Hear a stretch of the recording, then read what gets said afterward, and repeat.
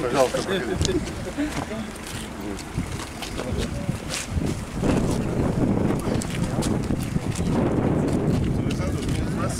Видяхме се, че спомните ли се на рождения ден на нашия приятел?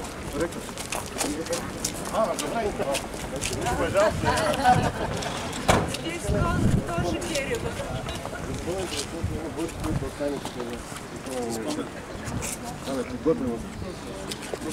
Заповядайте.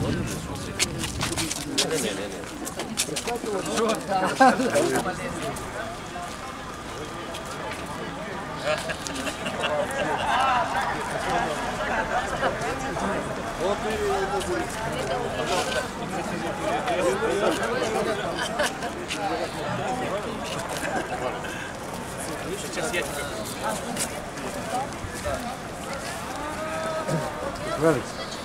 Атласский кедр.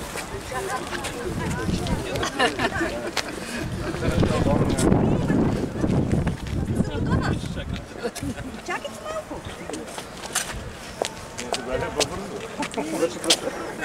Има тренинг.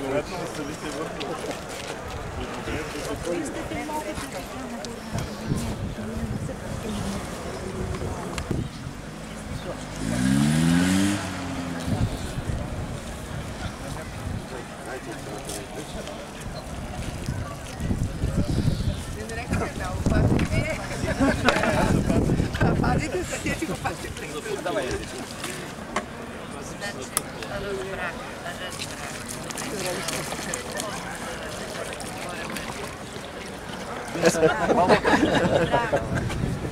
А така, откъдехме до човека? Знаете, да открите площа. Аз се задвижа. Свириш той стара.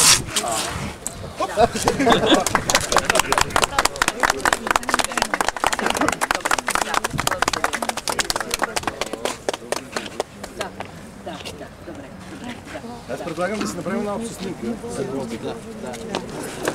Може би чакайте.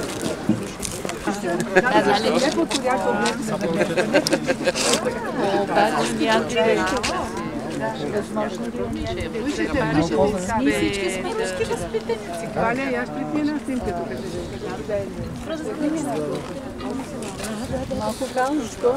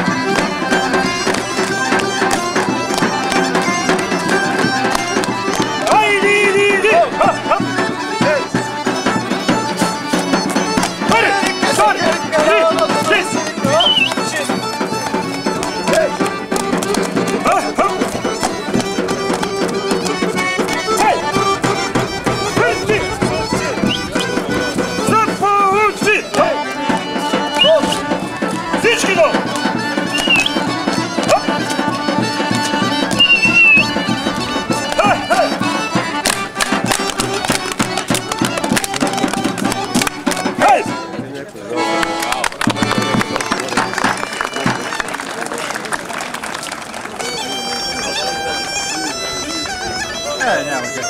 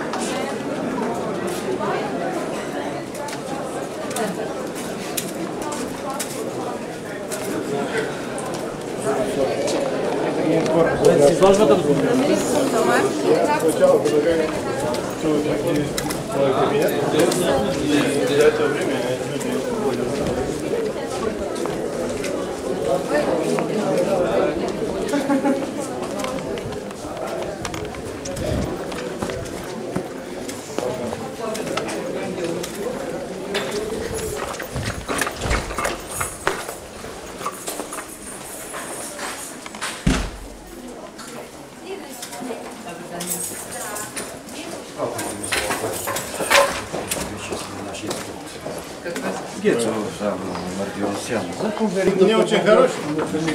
Понимаете? Искам да ви представя най-напред заместник ректора по учебна работа Васил Петров, да ви представя професор Георгиев, заместник ректора по акредитация и развитие, доцент Иванов, заместник ректор по наука и един от организаторите на събитието, инженер Митко Александров, моя помощник ректор, така, шефа на канцеларията Елена Драганова и колежката Ковачева, която е основният двигател атомен реактор на събитието. Аз със съпруга и споделих, че трябва само спирачка да излагам. Не е нужно да е... Не само във Варна, но София даже. Сега, мога да отбележа следното за нашите гости. Нашия университет е на 49 години. Всъщност, висшето техническо образование в Варна е почти на 100 години. Университетът не е много голям. В момента имаме около 6500 студента, но е интересен с това, че 15% са чуждестранни студенти. Това е най-голямата цифра на чуждестранни студенти в страната. Развиваме различни инженерни специалности, а също така подготвяме специалисти в областта на екология, опазване на околната среда, растениевъдство и мениджмънт, дизайн, също и така. Университетът ни е един от водещите в страната. Имаме претенцията да сме втория по големина технически университет в страната. А по отношение на това как се справяме с финансовата криза, която е в страната, аз мисля, че можем какво да се похвалим. И ще моля да ме извините по някое време, защото трябва да ходя на среща при министъра точно по тези проблеми. В резултат на добрата ни политика, не искам да се хваля, но университета последните 2 години промени облика си. И това е в условия на недостиг на средства. Основното е, според мен, разковниче, че разхищението е спряно и освен това ние сме се ориентирали към обучение на чуждестранни студенти извън Европейския съюз, което ни носи допълнително приходи. Значи основната част са от Турция, но и от Нигерия, от други държави по няколко бройки. Сега, нашия университет също е дал нещо в областта на космическите изследвания. Не знам дали знаете, аз ще го кажа в залата. Между 1972 и 1975 година ръководител катедра радиотехника беше професор Димитър Мишев, който, след това академик Мишев, който е един от основоположници и ръководители на различни космически програми в България. Част от колегите се занимавали с частни проблеми, свързани с комуникация и така нататък. тази област. Така че и нашия университет е дал нещо мъничко в общото човешко дело за усвояване на космоса.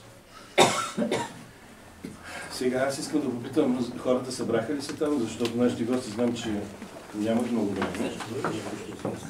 Ако е готово да отиваме вътре в залата. Иначе кампуса ни е един от малкото в страната, които са капсуловани, така 200 декара земя,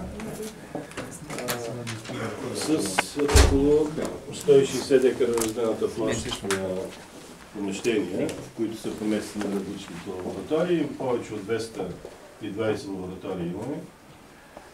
Естествено е, че една част от тях са чисто учебни, други са занимавани с научна приложна дейност и научни изследвания. Можахме за последните години, благодарение на работа на заместник ректора по наука, доцент Иванов, да увеличим обема финансиране за тази дейност.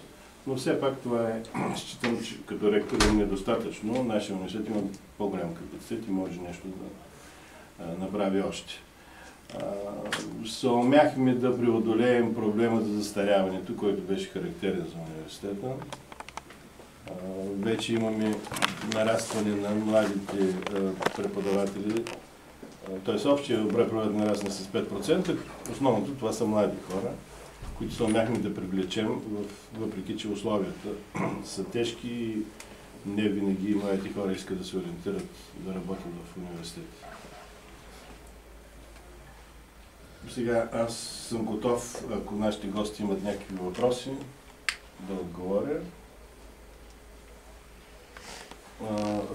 Тук в фоето ще видите една изложба на един наш колега, преподавател по математика, Стефан Левтеров, който е покойник, леко на пръст, но който остави едно наследство повече от 400 картини на космическа тематика. И тези картини ви може да ги видите на много места в страната и основно в нашата обсерватория. Направили сме малка експозиция с това, което имаме тук при нас, а също така и от семейството сме получили някои картини. Той беше човек романтик и беше вдъхновен от първата стъпка на човек в космоса. И всичките му картини са на такава тематика, което тогава беше според мен изключително явление. Нямаше такива художници. Фантасти. Така наречената система, т.е. в соцстраните беше, може би, един от първите, които започнаха такива неща на тая тема да рисуват така активно. И е доста популярен и в Русия беше, в Техника младежи Захарченко публикува негови неща, даже участваха с А що не му издадете един албум? Не знаете, че трябва да ни работи, да не викат пари. Може ли преди тия работи, преди да се случат? Аз се надявам, когато е тук, да имаме. Дигитализирани са. Да. Имаме албум на диск, ще ви подарим такива диски. Да, на диск направиха, но... Ще ви подарим накрая, когато... Защото са малко действително творците, които са разработвали космос. Аз, например, в Русия знам само 2-3, не повече. Толкова. А ви, които сте били в космоса, може да прецените дали наистина така си е представил човека нещата. А може и да прорисуват също. Това е толкова. Дойде. Предлагам да влезем в залата, хората не чакат.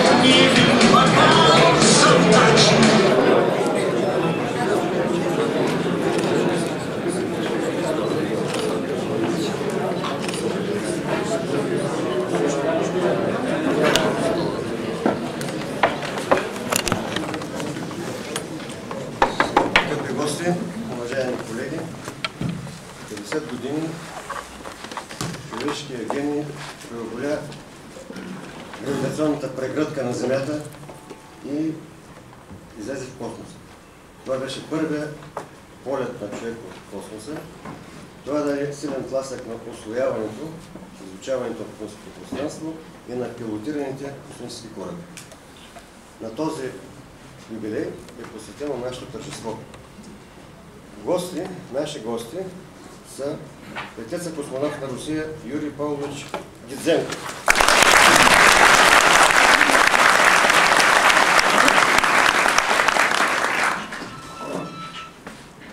Заместник директора на Център за космически изследвания на Руската академия на науките професор Вячеслав Георгиевич Родинов.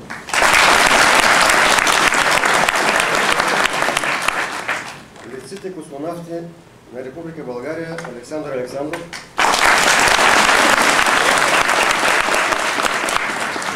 и нашия земляк Красимир Стоянов.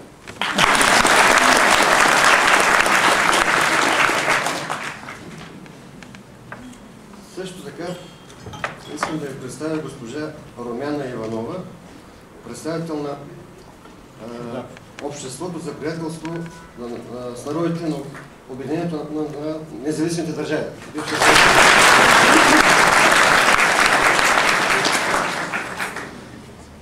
Също така господин Иван Иванов, заместник председател на Българското астронавтско дружество.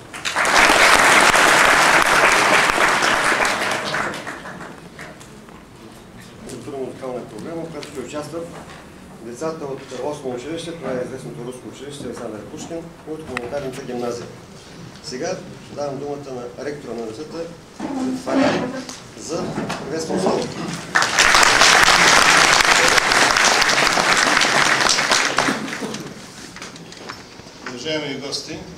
Уважаеми гости, колеги, дами и господа. Преди няколко минути ние с нашите гости изпълнихме един такъв красив обичай, посадихме един кедър в градината на нашия университет в кампус. Сега направим впечатление, че нашите гости-космонавти, когато зариваха дръвчето, се изцапаха с земя, с пръст. Сигурно е много така силно чувството човек да докосне земята, след като се е откъснал от нея. И се надявам в своите думи пред нас, те ще споделят как човек се чувства след като се е откъснал от земното притегляне и е попаднал, след това се е върнал отново на земята.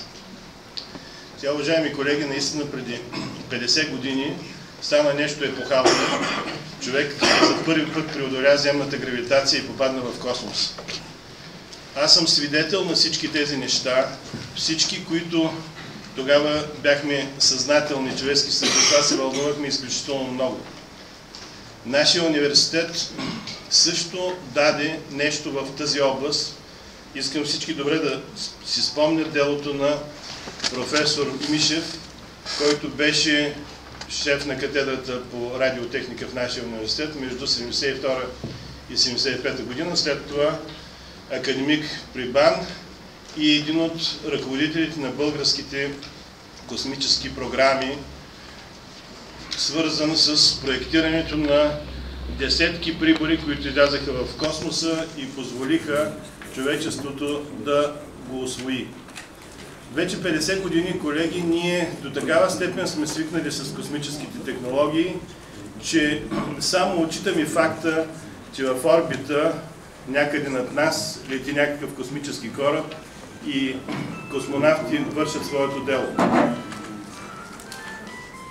Благодарение на стъпките на първопроходците, благодарение на изключителния подвиг на Юрий Гагарин, ние вече използваме космическите технологии не само за комуникации, не само за обследване на Земята и земната повърхност, земните недра, но и да създаваме нови технологии, които ни позволяват да получаваме все по-нови материали, нужни за нашата промишленост, за нашата техника.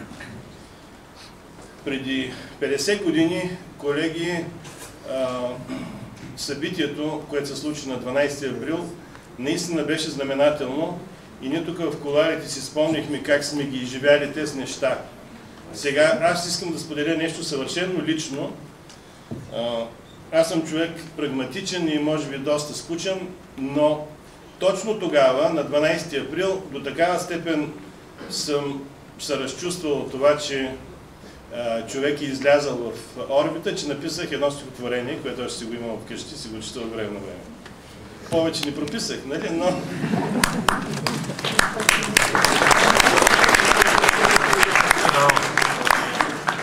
Явно е, че хората от това време сме се вълнували изключително много. Освен това, не трябва да забравяме и делото на нашия колега, покойник вече лека му пръст, колегата Левтеров, който е един от първите художници-фантасти, който нарисува това, което той не беше виждал. Той нарисува това, което чувстваше, и ми е интересно в думите на нашите гости тяхното отношение. Дали наистина от космоса по този начин изглежда Земята и земните обекти. Но аз надявам, че в сегашната ни среща всички тези неща ще се изяснят. Още веднъж искам да кажа добре дошли на нашите гости и да ги помолим да споделят своите мисли пред нас. Сега ли ще? Добре. Сега, уважаеми колеги, искам да използвам случая, че ме е дадена думата, да поднеса в знак на уважение и спомен на нашите гости по една пластика Ритон, която е дело на нашия колега доцент Радко Радев.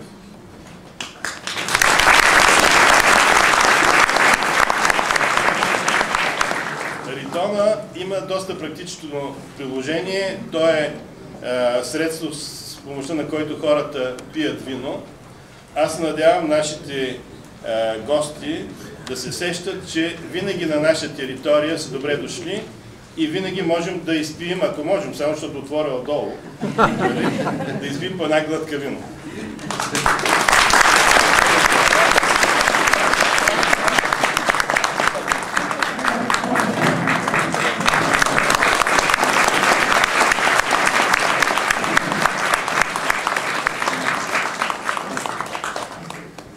Владята пейзаж български. Да, ето Созопол.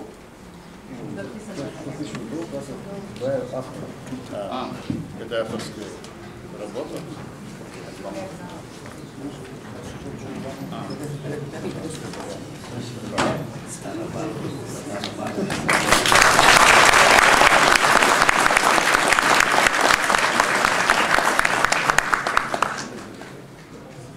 Спасибо.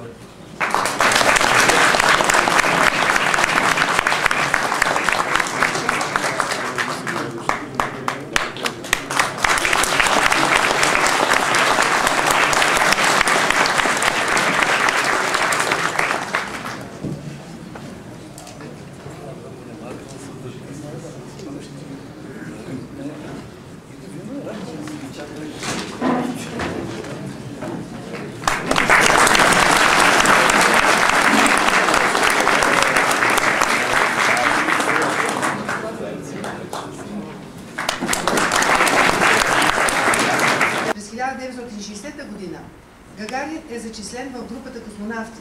Добива отлична подготовка и е одобрен да бъде първият космонавт. На 12 април 1961 година, в 9 часа и 7 минути московско време, Гагарин излита от космодрома Байконур на космическия кораб Восток-1 с ракета-носител П-3. След полета на Восток-1, Юрий Гагарин става най-известният човек на планетата. Той е не само първият човек летял в космоса, но и човек номер 1 на космическото пространство. Полетът му и до днес предизвиква възхищение у хората в целия свят. Според директорът на НАСА, Чарлз Болден, полетът стана не само фантастично постижение, но и най-главното в това, че по стъпките на Гагарин повече от 300 души са били в космоса. Гагарин стана човека, който осъществи мечтата на човечеството, подчертава Болден. Космическият кораб на Гагарин е 39-метрова ракета, носител в 287 тонна грамада. Тя стартира от космодрома Байконур в 6 часа и 7 минути по Гринвич и се приземява след 108 минути. В архивите се е запазило следното обращение, направено от Гагарин преди старта. Скъпи приятели, близки и непознати, съотечественици, хора от всички страни и континенти, след няколко минути могъщия космически кораб ще ме отнесе в далечните простори на Вселената. Какво мога да ви кажа в тези последни минути преди старта? Целият ми живот сега изглежда като един прекрасен миг. Всичко, което е преживяно, което е направено преди, е било преживяно и направено заради тази минута. Да бъда първи в космоса, да вляза в невиждан до сега сблъсък с природата. Може ли човек да мечтае повече от това? Полетът на Гагарин е осъществен от първия и най-големия света космодрум Байконур, който се намира на територията на Казахстан. Международното му значение е много голямо, оттам са изстрелвани пилотираните космически кораби от сериите Восток, Восход, Съюз, орбитални станции Салют, Мир и други. След изстрелването на първия изкуствен спътник, полетът на Гагарин в космоса е втората по важност дата за космическата ера. И за гордостта на руския народ за космодрум Байконур беше песента, с която посрещнахме нашите гости.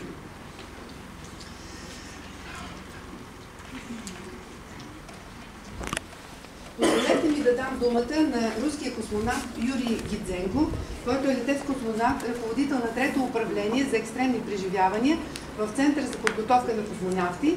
Летял е 3 пъти. Като командир на орбитална станция Мир през 1996 година и на станциите през 2001 година и 2002 година.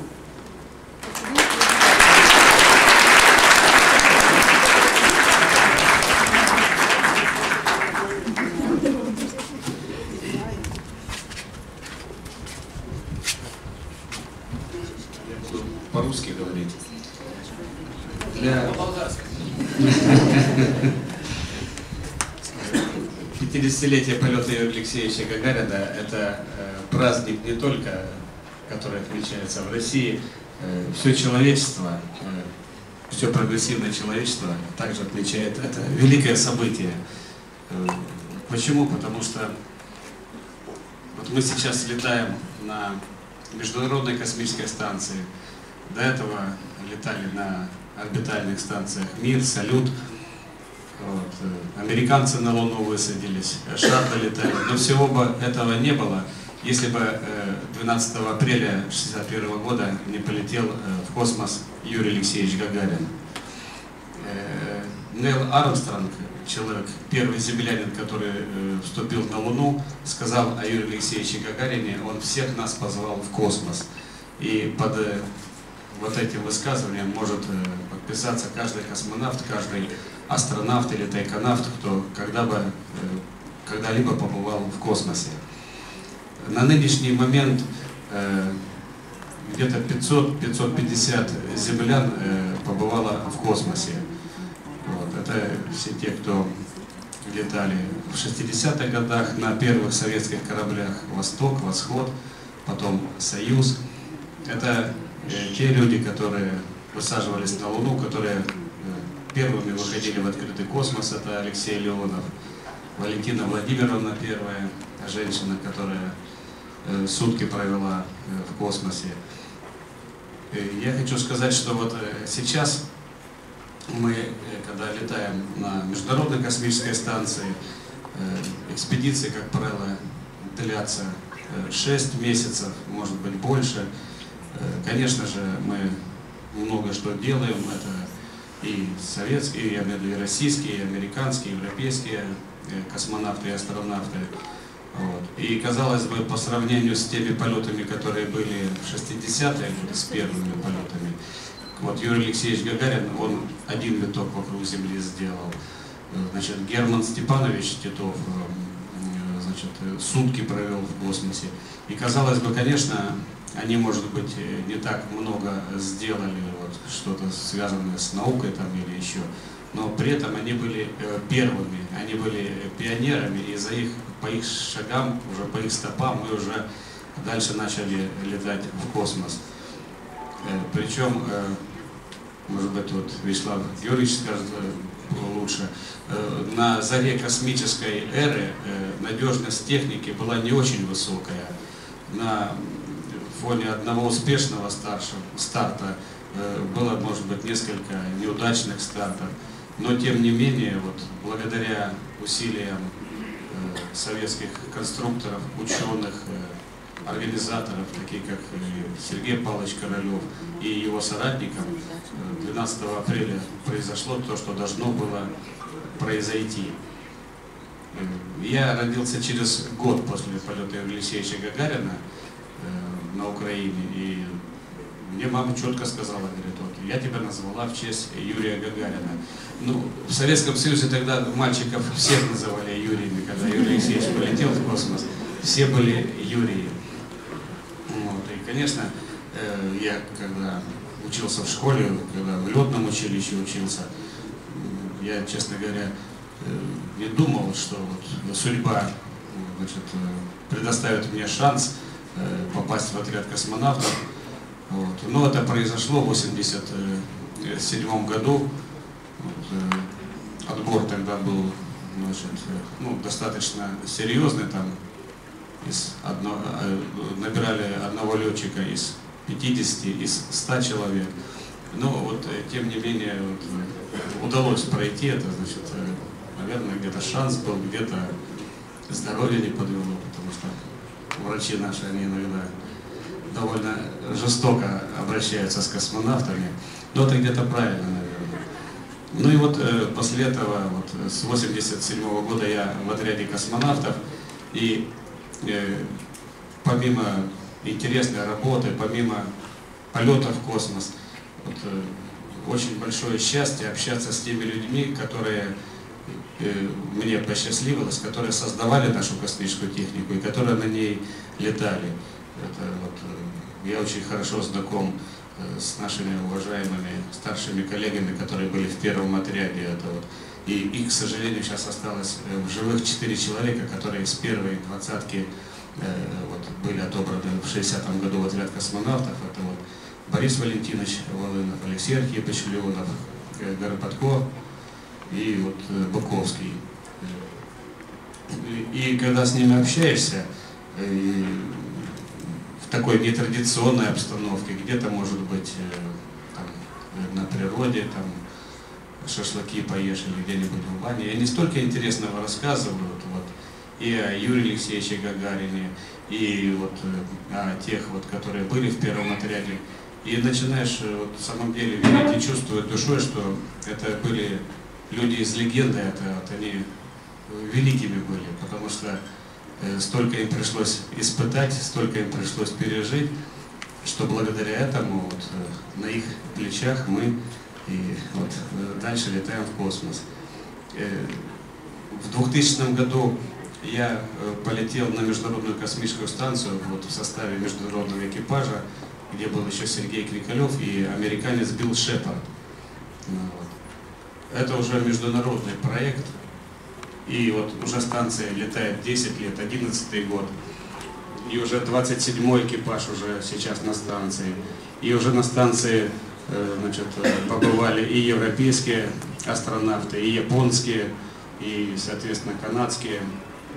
И станция еще будет по планам летать еще до 2020 года.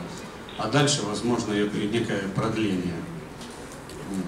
При этом не только экипажи международные, но и 5 равноправных участников в строительстве и эксплуатации вот, Международной космической станции. Это Россия, Америка, Европа, Канада и Япония.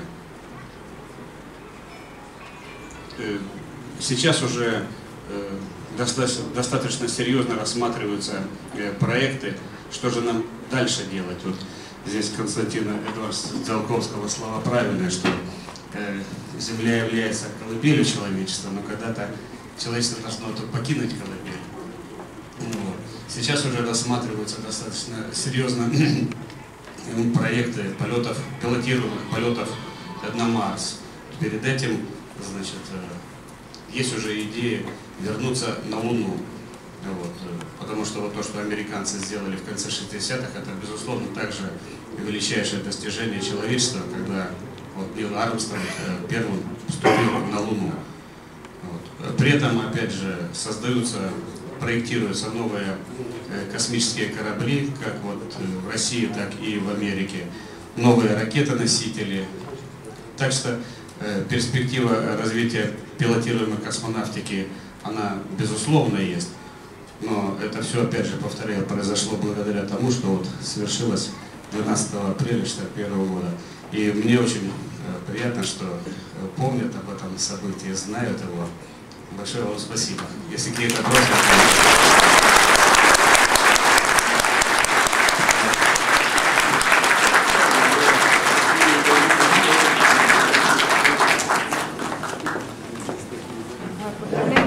Ще поднесе и руския учен, академик на Русийската академия на науките Вячеслав Родин, замдиректор на Института по космически изследвания, заслужил конструктор, лауреат на Ленинска премия за създаването на космическата станция Мир.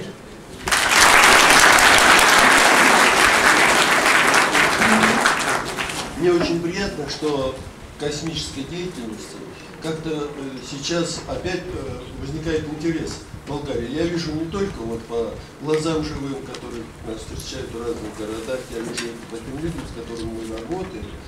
И не все гладко, нет финансирования, но работают молодые люди в Болгарии, работают над интересными проблемами. И сейчас многое разрастается из того нашего эффективного сотрудничества, которое у нас в свое время было. Я был хорошо знаком с академиком Мишиным.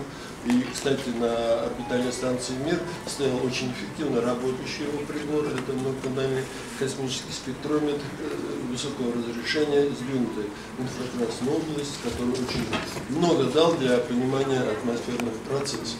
Вот. Я занимаюсь научными исследованиями в космосе, и это все, понимаете, космонавты – это как бы вершина айсберга, квинтэссенция. Они очень ответственно и очень эффективно исполняют вот, свои программы полета. И внизу это огромный айсберг, это много людей. Это и конструкторы, ученые, рабочие, инженеры, и военные, которые готовят ракеты к запуску, которые обеспечивают как бы, связь бесперебойную и так далее. И вот я хочу сказать, что на самом деле вот как бы развивалась независимо автоматические космические аппараты, которые уже сейчас вошли в нашу жизнь. Это не один, наверное, уже садовый участок без глобальной системы космической уже нельзя точно кадастр на него навести, ну, связь и так далее, телевещание, изображение Земли и так далее. Но и космические полеты наращивались, как бы какие-то эксперименты на станции, но не все к станции доступно, на станции не полетишь пока ни на Венеру, на Марс, ни к Солнцу поближе, и не очень везде. Но вот сейчас как бы наблюдается такое сращивание вот этих двух линий, это не противоречиво. Было время, когда вот линия пилотируемых полетов, линия автоматов, они вступали в противоречие из-за денег, там больше денег. Вот. Сейчас это как-то объединяется. Сейчас все понимают, что будущее космоса за участием космонавтов в пилотируемых. И даже, вот, например, экспедиция на Марс. Экспедиция на Марс, она точно будет, потому что Марс это единственное место, куда в нашей Солнечной системе может человек полететь. Больше некуда, понимаете, все равно кто-то туда полетит. А кто войдет, как, и войдет в историю, как Юрий Алексеевич Гагарин, как американские космонавты, которые сели на Луну, это все равно будет. И понятно, что монтаж, отработка, создание этого корабля будет на орбите Земли.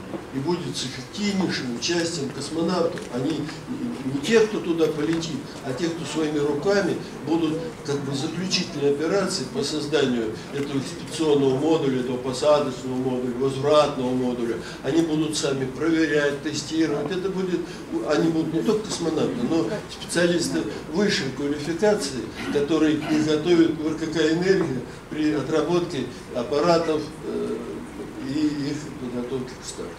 Ну, я бы хотел больше на вопросы ответить, я могу долго говорить вообще. Вот, поэтому лучше, если будут вопросы.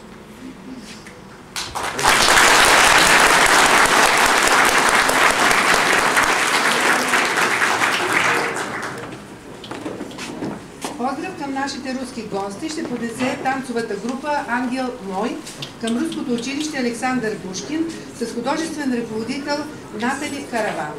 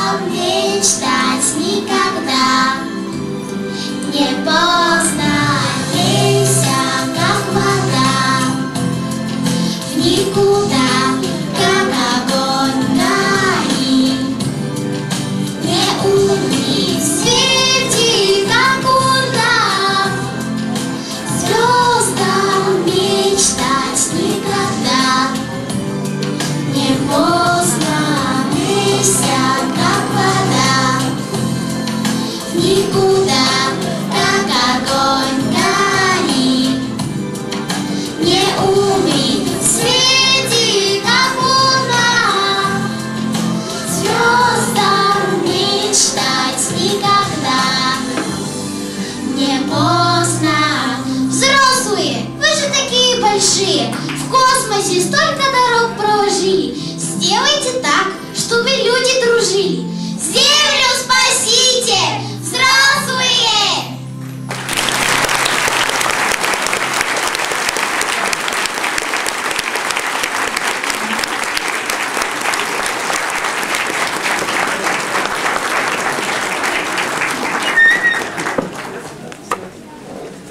След коледа на Восток 1 Гагарин става най-известният човек на планетата.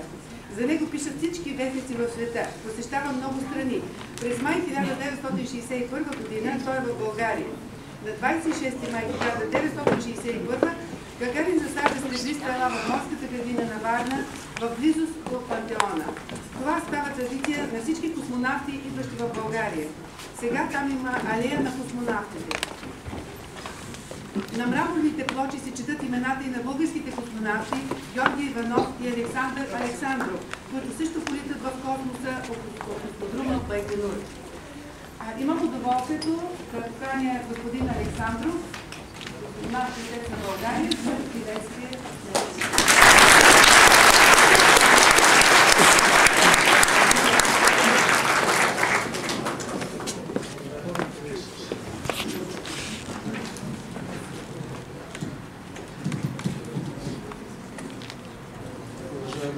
Ръководство на Техническия университет, скъпи гости, скъпи преподаватели, студенти. За мен е голяма чест да бъда днес сред вас и да отбележиме 50 годишната от полета на Юрий Алексеевич Гагарин, човека, който отвори вратите за освояване на космическото пространство, човека, който с своя търмалост, със своя ентусиазъм, със своя героизъм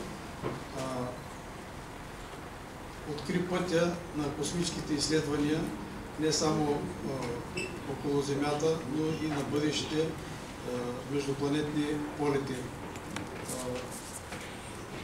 Когато Юрий Алексеевич Гагарин, аз бях 10 годишен и сега си спомням, че в един момент, както ни преподаваха уроците, радиоточката се включи и гласа на Левитан обяви, че човек е излязъл в космическото пространство.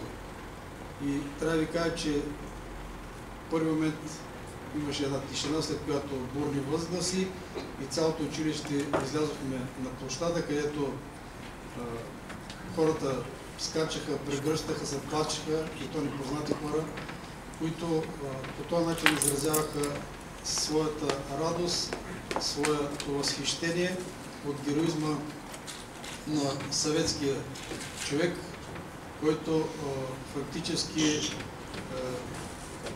разкъса оковите на земната гравитация и позволи ние, неговите наследници, да продължим проложения от него път и да усвояваме космическото пространство. Аз съм особено горд, че имах възможността 2 пъти да се готвя в Център за подготовка на космонавти.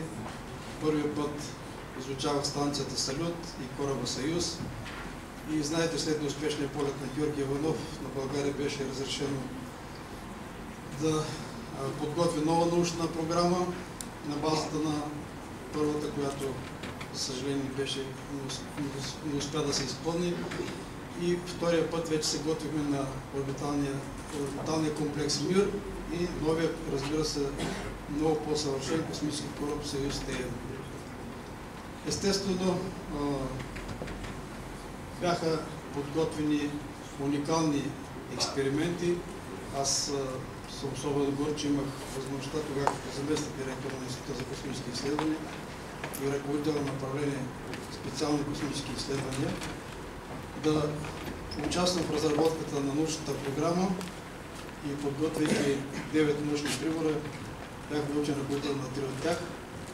Така че особено е удоволствието с това, което създал, да можеш след това и на орбита да изпълняваш тези експерименти, които са планирани. И ценното беше това, че ние успяхме да компютеризираме абсолютно всички научни експерименти, така че в реално време да получаваме резултатите, да ги проверяваме и ако те се различаваха съществено от теоретичните прогнози, да ги повторим, да потретим, докато получим сходни с разчетните резултати. Така че ние изпълнихме 56 научни експеримента в 4 направления: космическа медицина и биология, космически технологии, космическа физика и астрофизика и дистанционно изследване на Земята от космоса. Така че, както виждате, аз и друг път съм казвал, че за страни малки и малки, нали, по територия, но богати по дух и бедни на полезни изкопаеми, единственият път за развитие това е научно-техническия прогрес чрез космоса. да могат да бъдат равностойни партньори на големите държави, както виждате, даже вчера по телевизията съобщиха, че нашите полимери вече са единствените почти в света, които могат да бъдат използвани за лечението на рака. Действително няма човешка дейност, която косвено или пряко да не е свързана с космоса. И това вие всички предполагам сте убедени, тъй като аз, когато бях малък, нямаше даже и телефони. За да се обадиш някъде, си трябваше да идиш в почта, да си поръчаш разговор и да чакаш да те свържа, за да проведеш някакъв разговор. Докато сега всеки има мобилен телефон, даже не по един, а по няколко и се чули къде да ги сложи вече от джобовете си. Всички гледате цифрова телевизия, а всичко това е благодарение на спътниците, които обикалят около Земята. Домакинството, да не говорим колко много неща има, които са космически технологии и така нататък. А приноса на космоса, защото все още някои хора има се съмняват за какво ни у нас изследване на космоса, след като нямаме тук, да речем, хляб да ядем. За съжаление, ние сме виновни в това, както на времето ни обвиниха, че космонавтите са похарчили парите на България.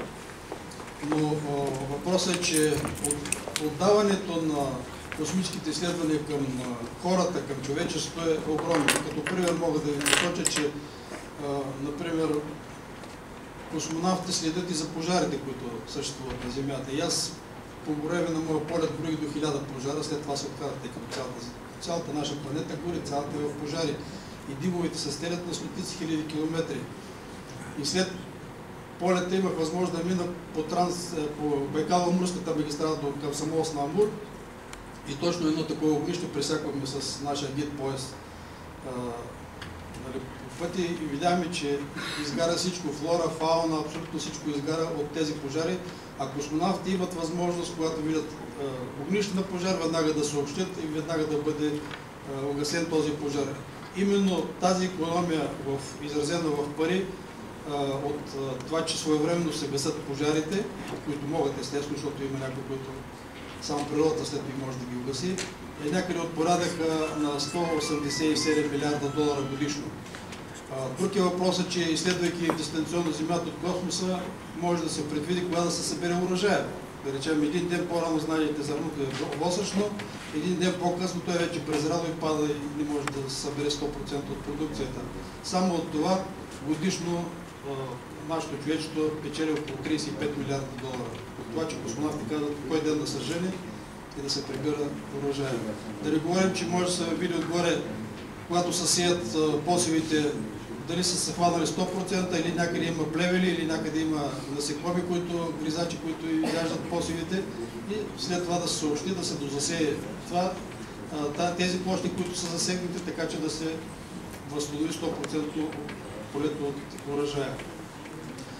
Също така, редица лекарства се получават на Земята, т.е. в космоса, които на Земята не могат да се получат, тъй като там се получават изключително чисти лекарства. Като сведение мога да ви кажа, че 1 кг интерферон, знаете интерферон е кой, който се получава в космоса, е толкова чист, че може да задоволи цялото човечество, цялата наша планета с интерферона. Също така на Земята, знаете, някои метали не може да се съединят, докато в космоса те се съединят, получава се нов метал с нови свойства, с нови характеристики. Да не говорим за монокристалите и така нататък. И естествено, първата стъпка ще бъде овладяването на Луната, тъй като, знаете, на Земята енергийните източници вече са изчерпани и тъй или иначе от някъде трябва да получим енергиен източник, като е на Луната, съвсем близо веществото тритий, което там се съдържа, ще задоволи нашите енергийни потребности. 1 тон тритий се равня на 180 милиона тона нефт за мен. Сами си представяте, че естествено нашата енергетика тъй или иначе ще бъде свързана с Луната. По-нататък вече освояването на Марс и на други планети, така че аз след вас просто се надявам да бъде някъде наш последовател, който стои в тази зала, пък по-нататък естествено малото поколение ще участва още по-активно в освояването на космоса. Благодаря ви за вниманието и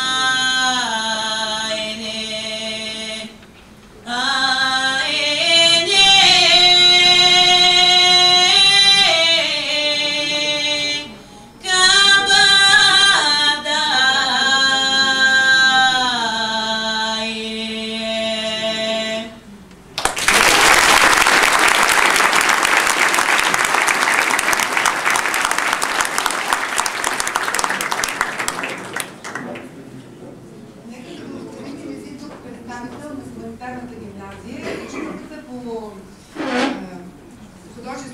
по изобразително изкуство Севдалина Драглева, която е сред нас.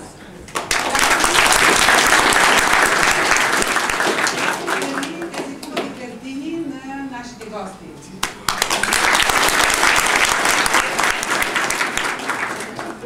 Колеги, във връзка с днешното тържество в фоайето на Машинния факултет има изложба от картини на нашия колега, математик и художник фантаст Стефан Левтеров. И той е един сред първите. Първият художник фантаст в България, създател и председател на клуба Андромеда във Варна. Вдъхновен от постиженията на човечеството в космоса, разпалва неговото въображение и той рисува много картини с космически форми, космическа тематика, като транспорта на бъдещето, полет в космоса, космически миграции и други. Много негови картини са посветени на космическата ера. В фоайето е поставена и една друга експозиция от фокуси на 32 годишната от нашите космонавти, за която благодарим на директора на Ловешкия исторически музей, господин Иван Лалев, и на един от създателите Георги Николов.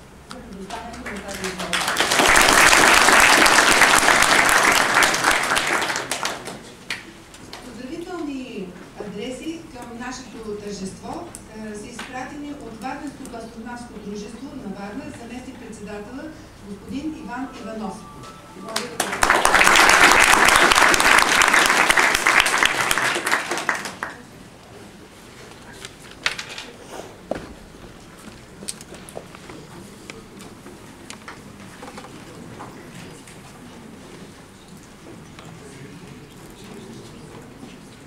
Аз ще бъда кратък. Няма да разказвам спомените си. За съжаление, председателя на Дома на астронавтическо дружество във Варна, инженер Филипов, не е добре и затова не можа да дойде лично и да помоли негово име и от името на Варненското дружество астронавтическото да приветствам гостите и вас. Уважаеми гости, уважаеми участници в тържеството по случай 50 години от първия полет на човек в космоса. Варненският технически университет има успехи в създаването на апаратура, използвана за дистанционно изследване на Земята. Вярваме, че и бъдеще преподавателите и учените от университета самостоятелно и в сътрудничество с други институти ще имат възможност да участват в създаването на апаратура за различни космически програми. Надяваме се, че и възпитаниците на Техническия университет ще имат възможност да се включат по различни начини в бъдещи космически изследвания. Сега, половин век след историческия полет на почетния гражданин на Варна и на планетата Земя Юрий Алексеевич Гагарин, космическите полети и работата на космонавтите и астронавтите и Международната космическа станция са нещо толкова обикновено, че не предизвикват онзи интерес, който преди 50 години караше хората да излязат на улицата, за да наблюдават преминаването по небето на поредния космически обект. За нас е много приятно, че във Варна има млади хора, които още от училище проявяват интерес към изследването на космически тела, разработването на проекти за орбитални колонии и изследователски бази на други планети от Слънчевата система.